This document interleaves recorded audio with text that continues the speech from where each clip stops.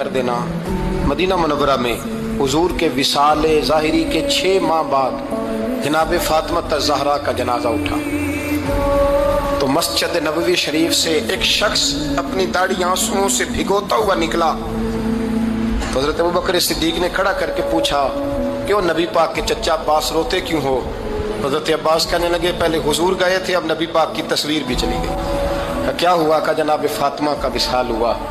پھر سے ایک دفعہ مدینے میں رات آئی، پھر سے شام ہوئی، پھر سے جنازہ اٹھا۔ شیر خدا علی المرتضیٰ رضی اللہ تعالیٰ عنہ نے، حضرت عباس نے، حضرت قسم بن عباس نے، حضرت عبداللہ ابن عباس نے تدفین سے فارغ ہوئے۔ ایک روایت ہے کہ حضرت عباس نے جنازہ پڑھا اور ایک مستند روایت ہے کہ حضرت ابوبکر صدیق نے جنازہ پڑھایا، اور جب جنازہ پڑھا کر کے باہر نکلے تو حضرت علی شیر خدا کی آنکھوں میں آنسو تھے۔ اتنے کالی روتے کیوں ہو؟